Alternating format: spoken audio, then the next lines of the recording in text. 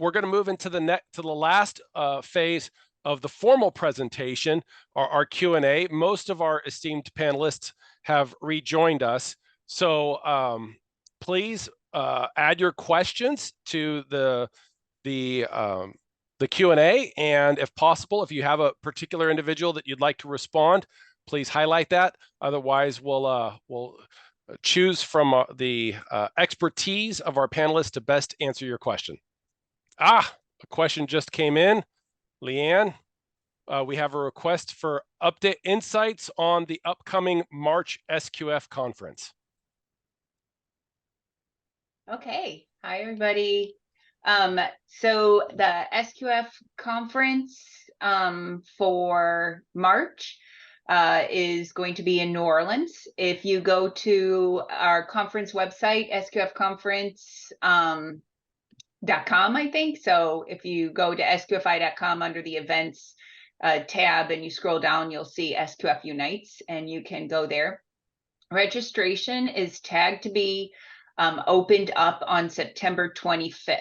So that's a good date to remember because the first 100 registrations, they get the lowest rate. So go to SQFI, our conference website, and registration is tagged to be open on September 25th. So so go there. We have a great agenda planned. We'll be talking about a little bit about edition 10. I don't want to get everybody all freaked out about edition 10 because we're just in the planning phases of it all. So, I mean, it's still not till 2025 for edition 10. So don't get too excited, but we will be talking about edition 10 in the conference, talking about the new traceability rule, a lot on what we're talking today, prevention of recalls, corrective actions, etc. But the main thing is really you get the networking, you get to meet a bunch of different people, and especially in the same boat you're in. So I think today's presenters did a really good job of kind of bringing it home what our expectations are with SQF, and we appreciate everybody staying on today to hear about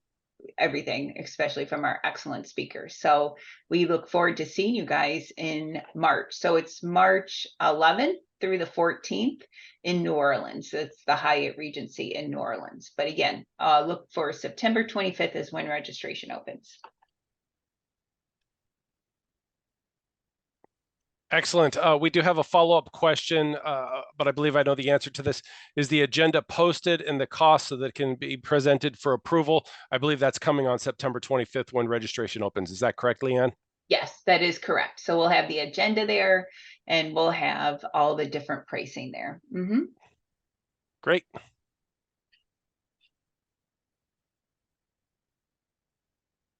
And there is one question from Mark regarding if anybody's going to is going to use the new FSMA addendum that we just posted.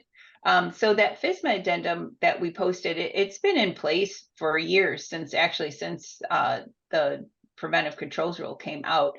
As you heard, there was FDA approved the alignment of our program to their preventive controls. So it went through an FDA review and was deemed aligned with FDA. So what we have on our website is actually the a version that FDA reviewed. And so there's some validation there in that document. So I don't know if maybe we have thumbs up, or I'm not quite sure how we can do a quick random poll here, but I'm happy to see who would be using that.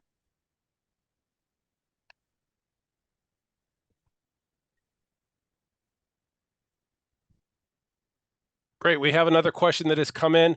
How do you manage supplier qualification for items like Hershey or Post? They're not willing to entertain vendor forms. What's the alternative?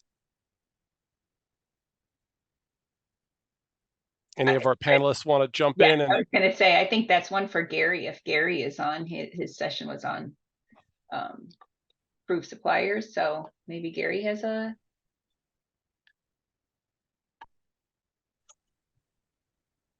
Can you guys hear me okay? We sure can. Thanks. All right, I can attempt to answer this. So firstly, Hershey or well, Post certainly is not a supplier of ours. Hershey is. I think that part of the issue is that, and I think I had this question earlier, is how do you deal with smaller suppliers? Or at least how do you deal with larger suppliers when you are a smaller supplier? I think that part of the conversation with companies like Hershey and Post is to have to build a relationship with those companies.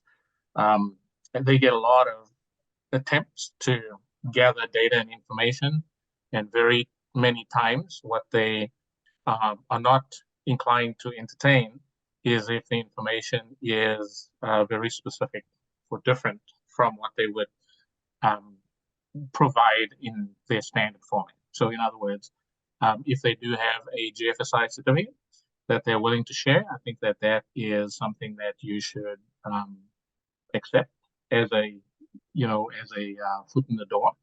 As you build relationships with those companies and with your vendors, those vendors will be more and more inclined to open up further discussions with specific information that you need. So take-home message, I would say, for this question is don't give up. Make sure that you take what you get, but continue to build this relationship with both of those companies with an attempt to get more information from it. It's a long journey, and we certainly, if you look, and I'll make it specific to McDonald's as well, that we have a lot of very big suppliers, suppliers that we spend millions, if not billions of dollars with. And then we have suppliers where we have, just a few $100s. And with all of those suppliers, we tend to work one-on-one if there's a need to gather information, even if they are small supplies for us. It's well worth the effort in order to get those individuals to give you information. And the way in which we see this, by the way, and I'm sure even as a small supplier looking for information from a larger vendor, there's a realization that, irrespective of whether you're small or large, there's an equal opportunity for risk, food safety risk. And so I think that is really the premise that you have to accept going into the door, knowing that you may or may not get this information from the get-go, but keep pushing. I think that's the take-home message. Excellent. We have a question. Are you seeing more companies requiring product and facility documentation before even sampling a new product?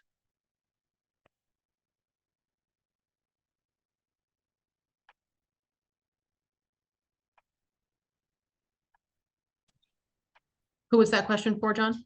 That wasn't assigned. Any of our esteemed panelists would like to take a stab at that one?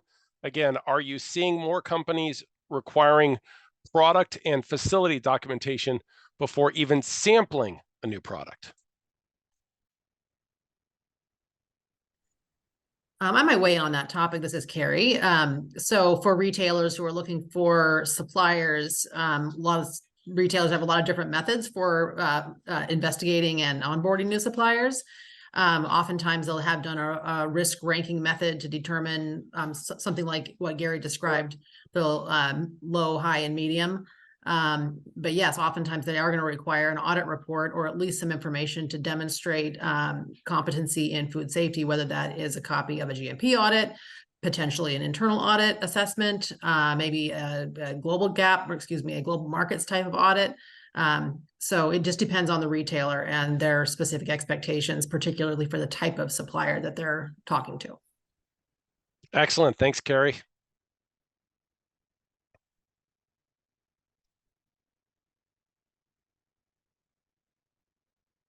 Another question that has come in. Many large brands are requiring supplier-specific audits in lieu of a GFSI audit. These are often standalone with no reduction in duration when bundling with GFSI, which seems to be devaluing the purpose. Is the ability to add an addendum to GFSA audit up to the brand, or do they need to buy in order from the scheme owner? Or do they need the buy-in from the scheme owner? Yeah, I'm wondering if this is a question for me, Jonathan. So I'll answer it to the best of my ability. Thanks, Gary. I think that part of the answer is that when we talk about GFSI plus addendum, we are talking about equivalency first of all. So that think of it as the requirements for McDonald's, for example, with our SQMS standard, as having parts of it that is equivalent to GFSI. Some of it is very prescriptive and very specific to McDonald's products. Those tend to fall out into what we would term the addendum. So, if you are actively working towards a GFSI certification, great. That's the first step for us. The second step is making sure that during that audit, that there are those questions that need to be answered that are specific to McDonald's that are answered during pretty much 4 or 5 hours of additional audit that is required to fulfill the addendum questions. Just to further clarify that, we spend a lot of time and effort when the schemes change version or when we change our version to then benchmark against the schemes, whether it's SQF in this case. What we would do is we would make changes to our standard, or if a new version of the SQF standard comes out, what we do is we simply just benchmark against that standard, making sure that all of our requirements fundamentally meet the requirements of SQF. Each and every one of the standards have somewhere between about 11 and 19 additional questions that we would have for the supplier. So I'm hoping that this answers this question. It's not about having brand specific standards. So we're not returning to that. It's about saying, yes, we have brand specific products that need additional questions that are not necessarily answered by the GFSI questions that get asked. And again, it's not a lot. It's somewhere between 11 and 19 additional questions depending on the scheme. Great. Thanks so much, Gary. One more question. How should we take action when products are temp abused during transportation? This happens frequently during the summertime.